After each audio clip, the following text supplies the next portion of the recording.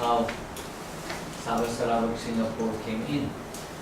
Kelantan opposed entry, and Kelantan went to the court, and Kelantan's argument was that you are radically transforming a Tanah Melayu into something where non-Malays will be in a majority. That's in the law reports. Kelantan said with Sabah Sarawak Singapore coming in, non-Malays will become a majority. And Chief Justice Thompson, who was the judge, he said under the Constitution, you can bring in a new state by a simple majority, so there is no violation of the Constitution.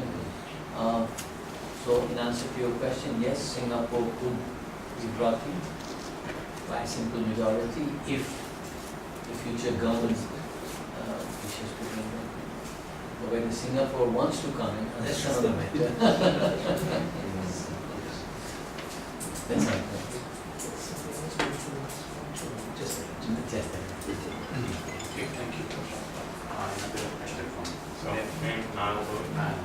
Okay, Ken, I'm not sure which one of you guys wants to field this question, but can you make a statement about some of the allegations of fraud that the opposition sort of based their whole campaign, post-election campaign on?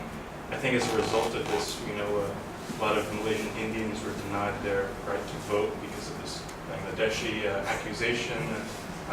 Is there any basis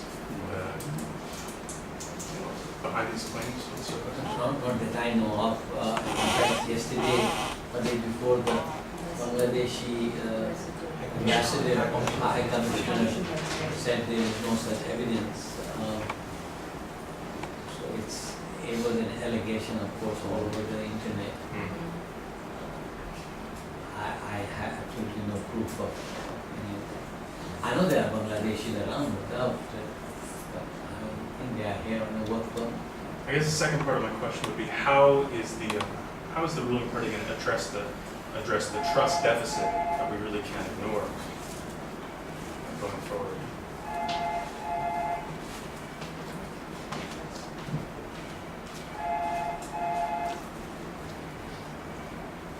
Now I'm wondering roughly if I could respond to some of the earlier Yes, please. questions. Some are, I think, very important questions. Well, the one that Lady Jasmine raised just now about adjustment, it's because of the religious factors. I don't think so. It is, I think, more because there is ethnic polarization in the country, and that is a product of so many other factors. That non-Malays who had come from outside had adjusted to the local milieu. We have evidence from history. Before the colonial period, the Chinese who lived in Malacca were brought to Malacca. The Chinese who lived in Kelantan, Terengganu, parts of Kedah. Well, these are very old Chinese communities. They adjusted very well without becoming Muslims. Because the Without Malays becoming- at that time did not have. You know what is the reason? One, because the numbers were small. Number one, the numbers were small. Later, as a result of colonialism, they brought in Chinese and Indians from outside. The numbers were huge. So the numbers factor, demographics, was one of the factors. Because the numbers were huge, you set up your own enclaves. You don't have to adjust. When you're small in numbers, you adjust to the bigger community. It happens all over the world, right? So the number factor, demographics is one of the reasons. But a more important reason is this. The reason why the Chinese and also Indians in Malacca adjusted was because you had an established indigenous socio-political structure. And you look at assimilation, integration, adjustment all over the world, when you have an established structure, people coming from outside, they would want to adjust to that structure. They want to be part of that structure. And that's what the early Chinese and Indians, pre-colonial Chinese and Indians did. But when colonialism took over, they destroyed the established structure. So you had a colonial structure instead. And people, if they wanted to assimilate to anyone, they assimilated to the colonial structure. A very good example of this would be Indonesia, because studies have been done on this in relation to Indonesia. Earlier, Chinese who came to Indonesia before Dutch colonialism. They became part of Indonesian society, and the locals accepted them, very accommodative, small numbers, no problem. But the moment the Dutch set up their administration in Batavia from the 17th century onwards, the whole system of adjusting, integrating changed. Why? Because the local people right at the bottom of the structure, and the ones who came from outside did not want to adjust to people at the bottom. The people they adjusted to, the people that they emulated, were people at the top. So they wanted to become like the Dutch. And if they could not become like the Dutch, they wanted to become like the Eurasians in Indonesia. So the Eurasians had a very high stature, just like in India. The Eurasians and the Anglo-Indians, they were called, they had a very high stature, but the locals were down because it was colonized, you know.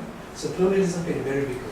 See, it's very, very interesting that to this day, if you look at the Chinese in Kelantan, in certain parts of Kelantan, they're very well integrated into the local society, and that's partly because they're very ancient.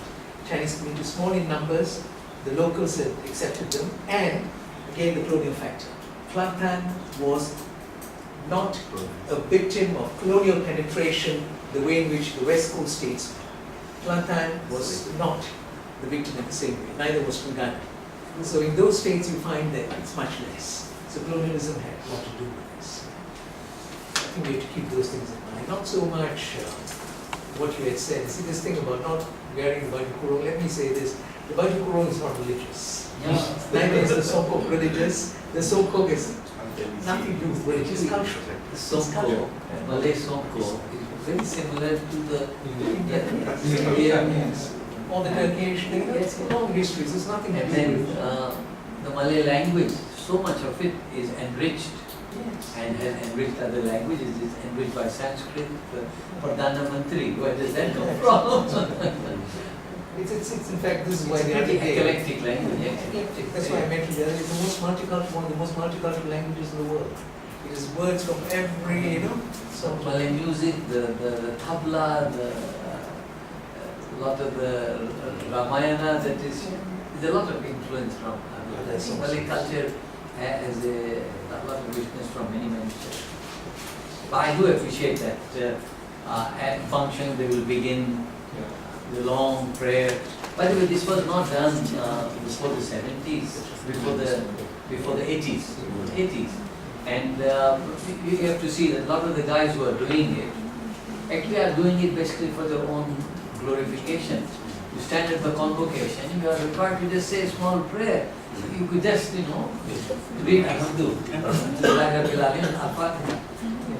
You want to give a long speech.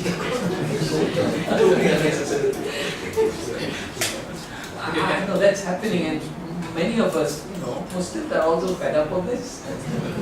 I mean, if I may just add very quickly to Shah's point, even in schools, I live at opposite a school, and I think the overemphasis on religious symbolism in schools is not necessary at all. This is why when One Malaysia submitted its memorandum to the Prime Minister and Deputy Prime Minister in schools, they said you have to de-emphasize this.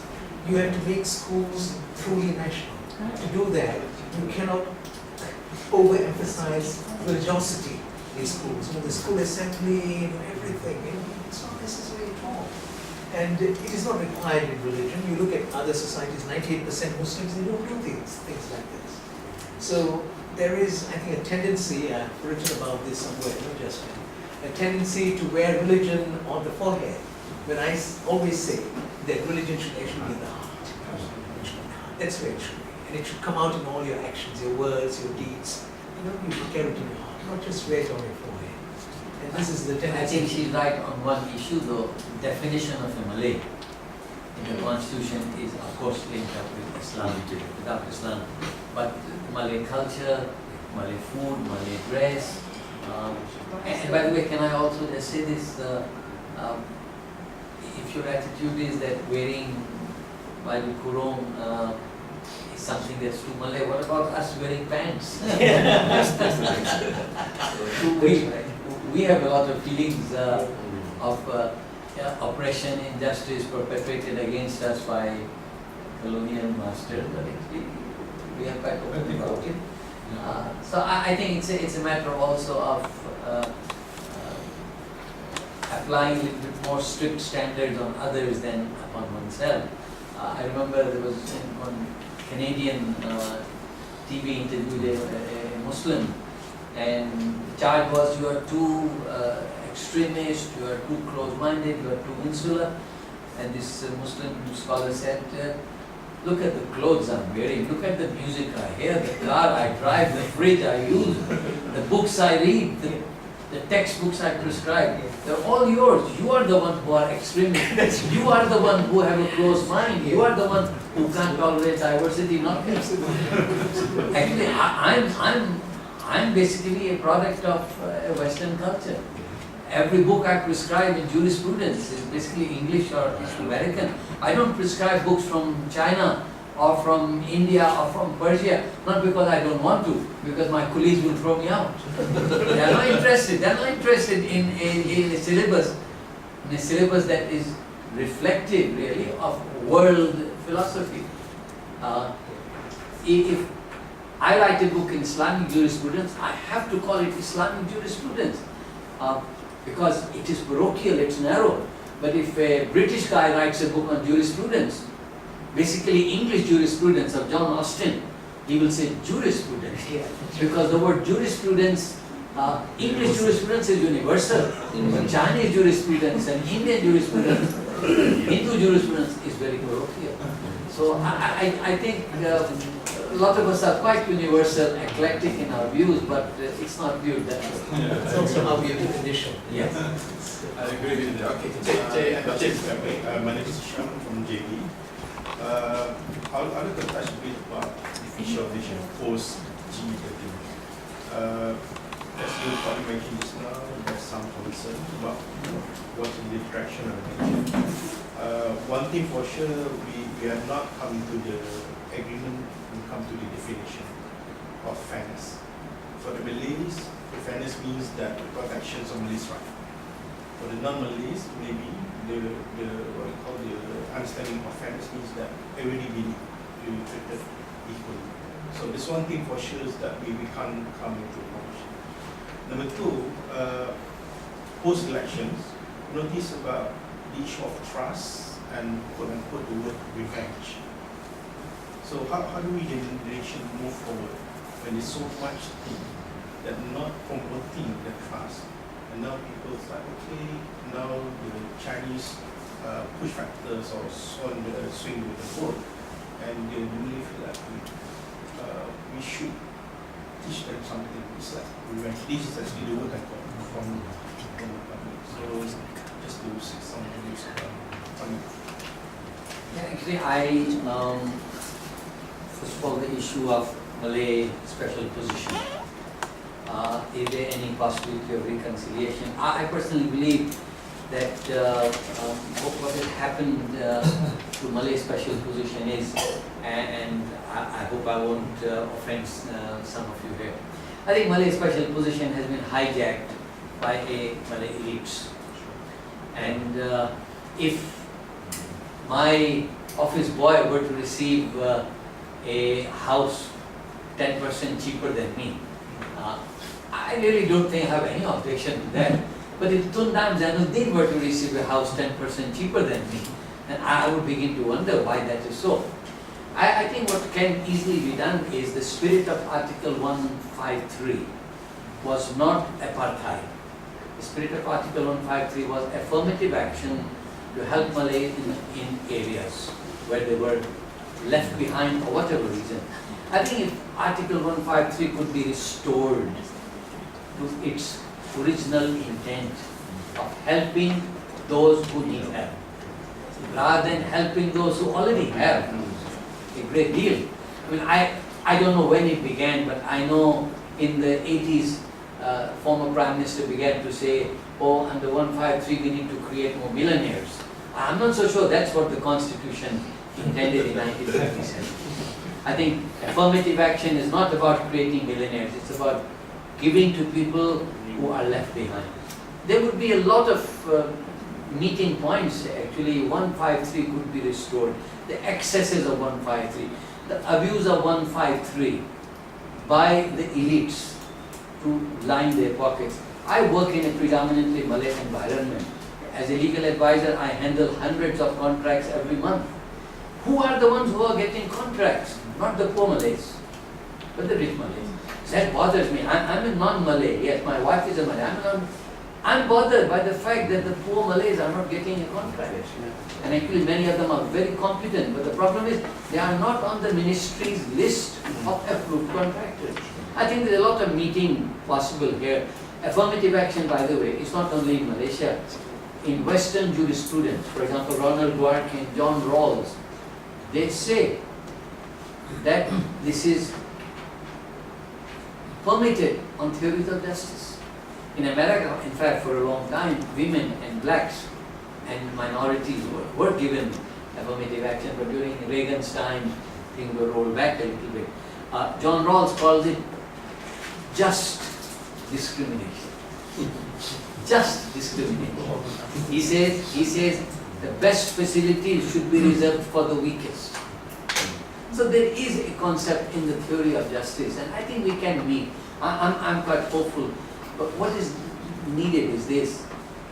We've got to have a little bit more open discussion on this to say that, look, you are using 153 for your personal benefit, not for the benefit of the people who need help.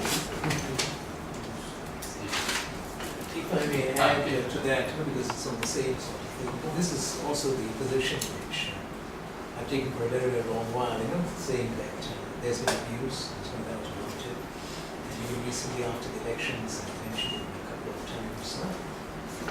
But the process of making this acceptable to the community at large, it would be facilitated if from within the Chinese community there is a different approach to this larger question of economic and social justice. I think this is the problem. What do I mean by this? If, let's say, within the Chinese community, you have Chinese businessmen coming together through the chambers of commerce, the manufacturers association and so on, and saying, it's high time we thought of the non-Chinese in areas of the economy where we are very strong. A mentoring system, a system of networking, for instance. Because if you look at how the free market works and the way in which it has been difficult for others to break into certain networks, I think this sort of assistance, if you like, or willingness to cooperate would have a very big impact. Right from 1957, there's not been a single such attempt. And I've suggested this publicly a few times. I've suggested this directly to someone who was once the deputy president of the Chinese Chambers of Commerce. I happened to sit next to him on the plane, and we talked about this, and he said, yes, I think it's something we should do. And he tried to suggest this to his committee. They shouted him down. They told him, no way. So you see, I think this is a very big problem in the country. If you want these other changes that you're talking about, there has to be some demonstration from the Chinese community that the Chinese community is also prepared to see the needs of the other side. Saying, well, we must also try to reach out. And this is where I think organizations like Yasalam Malaysia come in, is that even this proposal we have made for a long while, having a council that will discuss ethnic issues but behind closed doors. I don't think these are things you can articulate publicly, because it will very quickly become hot potato, and it will become politicized to such an extent that you will not be able to find a solution. Don't forget that some of the most important ideas that shaped the nation after May 13 came from the National Consultative Council, which had just 59 members chaired by Tun Razak, set up after May 13th. The discussions were behind closed doors. The NEP came out of that, Rukun Negara came out of that, the amendments to the 1957 Constitution, the 1971 amendments came out of that. So all these ideas came out of the National Consultative Council. So I think this idea of having something mechanism for this purpose is something that we should try to pursue. Where things that are very, very troubling, you can talk about it openly within this, within the confines of this thing, and say these are some of the proposals, and then you present them to Parliament, and you can debate them and adopt them and all the rest of it. But it is important to have concrete ideas of that sort, first. Very important. It's related to what I thought was some three very important points that were made here. One about the trust deficit, and the point about, well, it's linked to the trust deficit, what Noel said, and what, Jason had referred to, Chinese fearful, and then on the Malay side, saying, like what our brother here had said, teach them a lesson, what they've done, and so on. It's all linked to this phenomenon. I think it's a very good challenge. This council that is proposed is perhaps one way, one of many, many ways of handling this. There are other things that can be done. I think we should continue to pursue this notion of one Malaysia, which is in a sense free of ethnicity. If you look at all the One Malaysia projects, they transcend ethnicity. Whether it is your BRIM or your CRIM or your PRIMA, the housing program, all those things go beyond ethnicity. And even the program like Tekun, the Tekun program was taken over by One Malaysia. Tekun was confined to the Malays at one time. Today, you find that a large number of the beneficiaries of the Tekun, which is a microcredit program, are actually poor Indians. So, it's an attempt to go beyond ethnicity. That would happen. But at the same time, and this is a very important point I'd like to emphasize, I would like to see Chinese intellectuals, Chinese activists, not the politicians, because politicians are going to be much more difficult, but the activists and the academics, and also among the Indians. People from that stratum come out and say, look, let us try to understand certain things about this country, things that we talked about earlier. And whether it's about pluralism, about the nation, the identity of the nation, let's try to understand this. Let's try to understand our real situation instead of believing in myths. When the people go around saying, oh, you are second-class citizens, Lim Kit Siang, I was with him in the opposition, I know this. Many of his dramas would always begin by saying,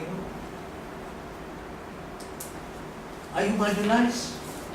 That's how we start. Of course. They're not going to say, no, are you marginalized?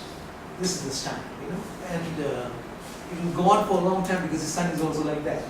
So even after his time, you find that this is the approach. This is the communal approach. You're marginalized. This actually hurts the Malays a great deal. When a lot of the Chinese claim they're marginalized, second-class citizens, they're badly treated. Some even have used terms like oppressed. Oppressed in this country. I think this has to end. In the next few years, there has to be a change. Within the Chinese middle and upper class and the Indian middle and upper class. While there should be changes from Malay elite, they address issues that we talked about just now, like fairness, justice, and so on. Likewise, amongst the Chinese elites, there has to be a very big change. In other words, both sides must do some serious soul searching and gain command over knowledge, information, as we go along. Because if we are going to base our national discourse on ignorance, you'll get nowhere. In Malaysia, a lot of the national discourse is based on ignorance. Ignorance and prejudice. Prejudice plays a very big role. Prejudice is very difficult to handle. Very, very deep prejudice. You say, oh, this is the only way. Like what Noah was saying just now, telanjangkan mereka dan that sort of a thing. It's prejudice. Anger, prejudice, is what we have to overcome. All communities, we must make that our mission. Because otherwise, actually, there's no future for this. I keep repeating this to people. Don't ever think that a major ethnic conflagration in this country, a riot, we will be able to survive. We will not be able to survive. May 13th, we were lucky. It was confined. And you had, I think, policies that addressed some of the root causes of the feelings at that time. This is why I'm going to recommend this to all of you. 29th August, we're going to show this film, Tanda Putra. Please see the film. I've seen it. Again, the DAP, they attack the film and all that, lot of nonsense. But I don't know whether you have seen the film. I've seen it. You have seen it? No. Have you seen it? No. It's worth seeing. See it. You will see how two men, Tun Razak and Tun Ismail, someone mentioned Tun Ismail just now, how, they handled the post-May 13th situation. It is, of course, from a very personal angle. It's actually about the illness. It's not about politics. It's about the illness. Yes, a lot of the film is about the illness. But as human beings, as leaders, their capacity to sacrifice, their selflessness, it's a very moving film actually. And how they laid out all those policies which had a very big impact on the country, and the commitment to fairness, to justice that they demonstrate. So I think this is what is very important. I think one has to produce leaders with that sort of ability. And it will have to come from society, from young people and so on. And I think as long as we are still stuck in our little, sort of cocoons, little cocoons, we are going to I just wanted to add something to this issue, idea of trust deficit. Of course, the deficit is in a very broad area. But one small area I would like to make humble recommendations. I think this enforcement of Article 153 policies, overzealousness or wrong use of 153 could be mitigated if we had a affirmative action commission instead of politicians handling 153 and misappropriating much of 153 to their benefits. I think this 153 policy should be handled by a commission, by whatever name called, affirmative action commission or a board. So that would perhaps make things more transparent, more open.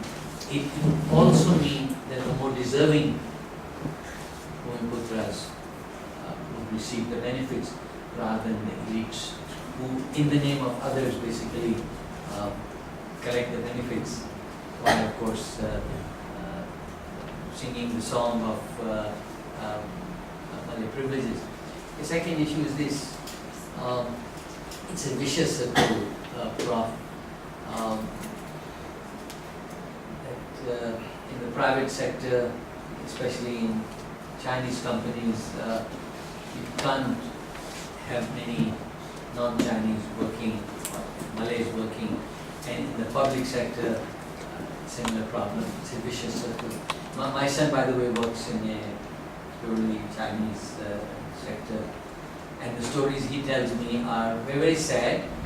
I tell him, well, that's, do your best, you have to still work hard not because you are going to be rewarded, but because you listen to the music within. You have to work hard because that's the secret of good health, spiritual health, medical health. But I think this is a vicious circle. I think we need a Race Relations Act or a National Harmony Act. The aim of which should not be to punish, it should be to bring people together. So if I complain against you, the first course of action should be, you must answer to the board. They can try to bring us together rather than issue orders. But in the last resort, perhaps remedial measures. So I wanted to add this. Plus, I wanted to comment, Hisham, on this issue of taking revenge. I know the instinct is always there, primordial instincts are always there. But if one were to examine the data, and the data is huge, it will take a long time to examine. I find that in many situations actually, the Chinese did not necessarily vote against the Malays. I think they voted against UMNO. Because I think Pakatan Riot also has a strong Malay component.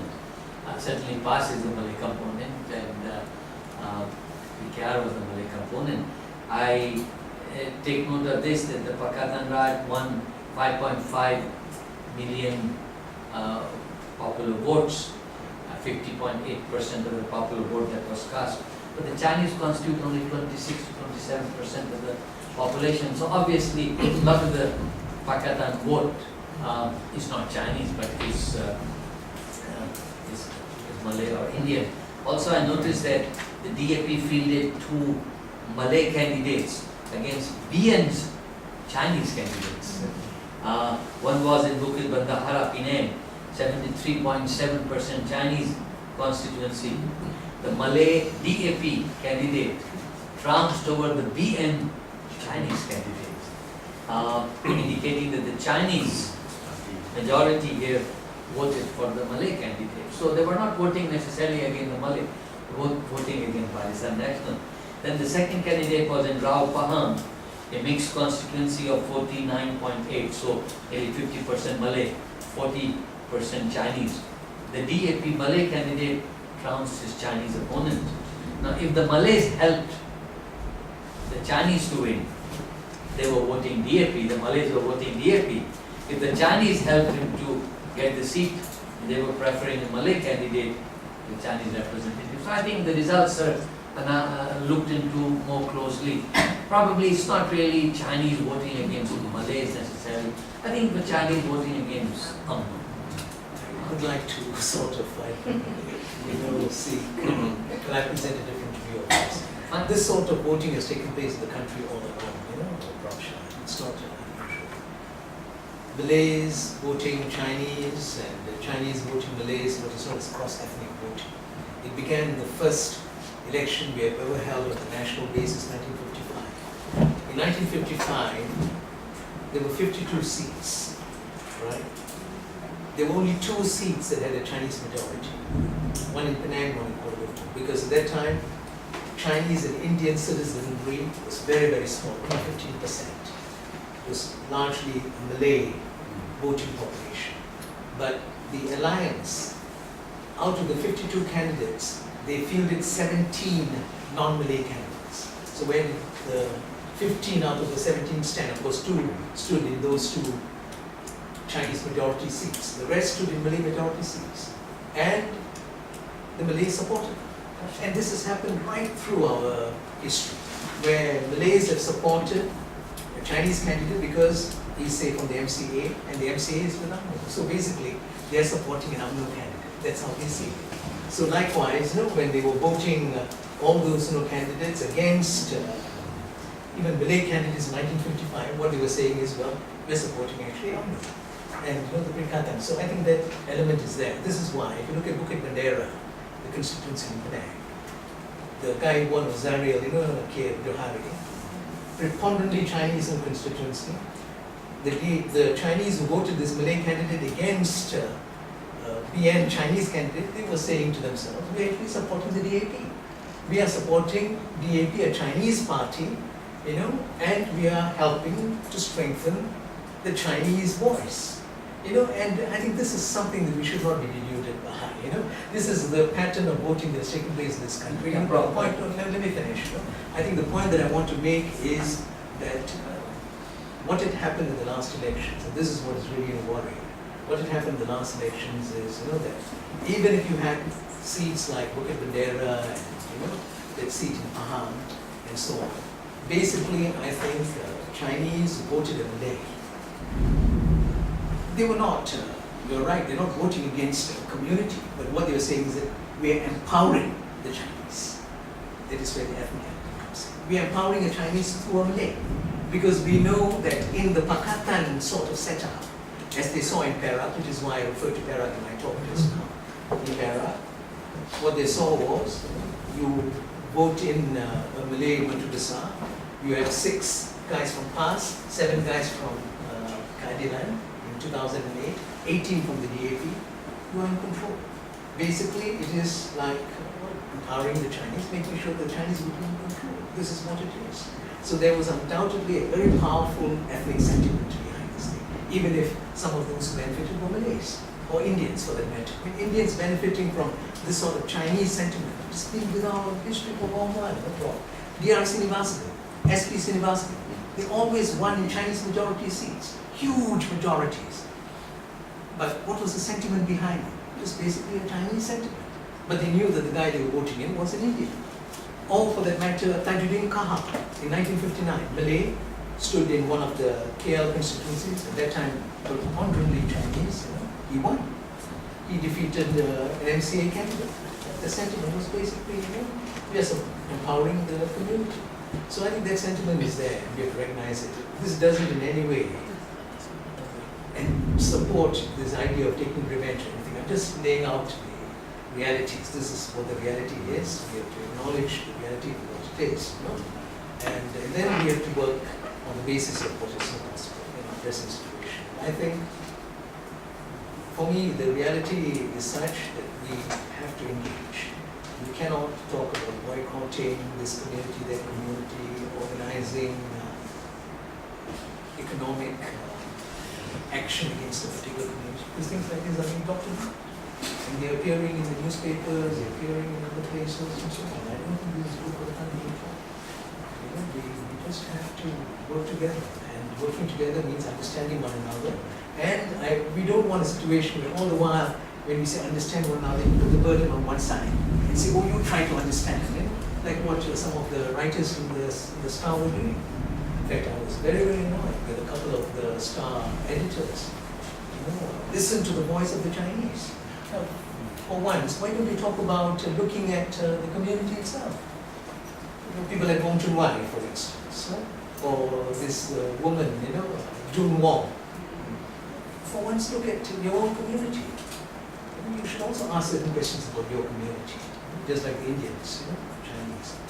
We say this all the while about the Malays. You see, in the Malay community, there's been a lot of soul searching. The Malay dilemma was soul searching. The whole book, very critical of the Malays. Apart from, of course, saying, look, the non-Malays have done these things too. Let me say this in all frankness. Within the Chinese community as a whole, amongst the Chinese intelligence, there's very little soul searching in relation to ethnic relations. When it comes to the other, why? And I want to be very frank about this, and I think maybe Jason would support me on this. I think the Chinese community as a whole is very ethnocentric. It is an ethnocentric community. It's partly its history. It's very ethnocentric. You can see it even in terms of international politics today. I watch CCTV every day, the news and so on, because it's fairer than CNN and Al Jazeera and so on. Given my own bias, I don't hide it from anyone. I'm very anti-imperialist. I'm very anti-US dominance and the rest of it. So I watch CCTV.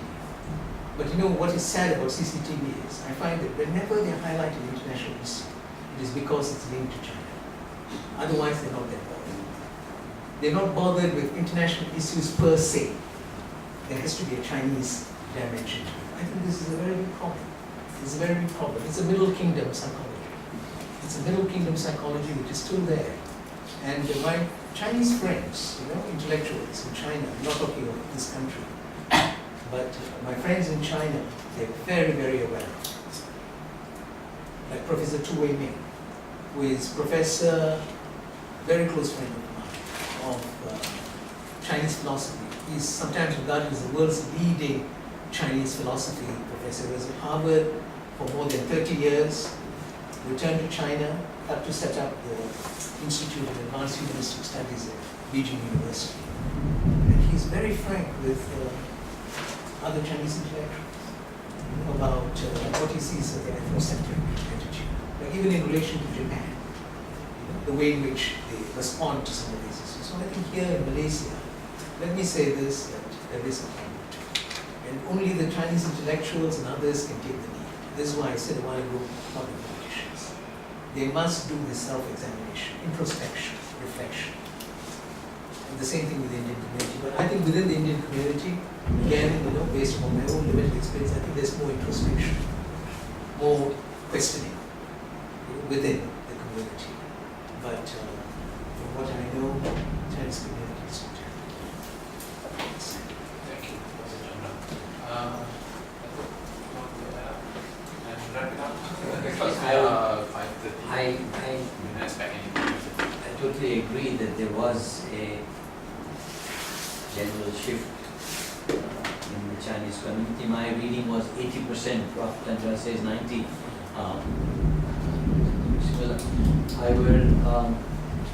My reading of the situation is it's the Chinese reaction to to Barisan National, and not necessarily to the Malays. We have a lot of staff at UITM that is Chinese, and of course the students are all Malay. I think we have a wonderful relationship.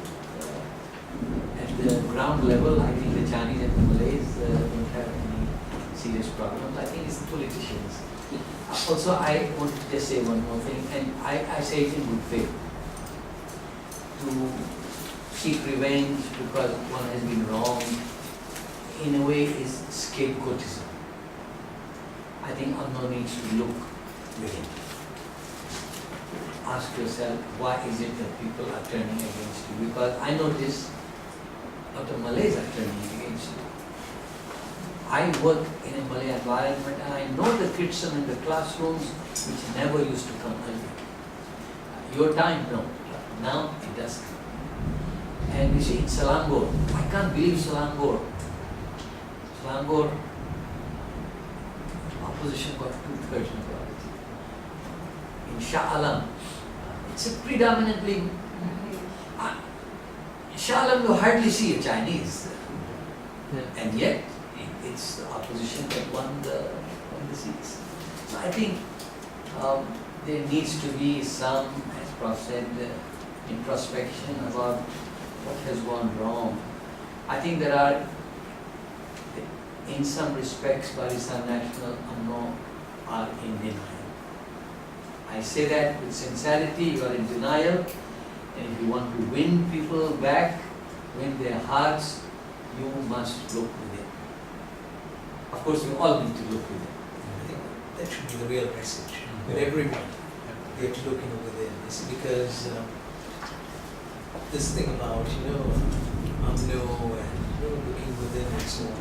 I think UMNO, to my mind, at this point, is more capable of doing that, looking within, than the DAP on this vital question of ethnic relations. I do not think it's possible to get the DAP because these are the two major parties in the country at the moment. UMNO, 88 seats, DAP, 38 seats. These are the two major parties. I don't see the DAP looking within. Along these lines, in terms of this larger ethnic question, as far as they're concerned, they have triumphed. But UMNO, look at what Dr. Mahathir wrote in his blog just a few days ago. It was a scathing attack on UMNO. Just 3 days ago, Dr. Mahathir's JDET saying, UMNO, there's basically something very wrong with UMNO. In my article in Lingua Malaysia, just 3 days ago, openly I criticized UMNO, saying that this is the tragedy of UMNO, that it has been in power for very long, and because it has been in power for very long, it is not capable of looking at its own values and the way in which it has abused its own position. But I don't know whether that will happen with the DAP. That's the point, It's not going to happen. Thank you, Dr. Chandra. Thank you, Dato. I guess we have to end here. It's already 5:40.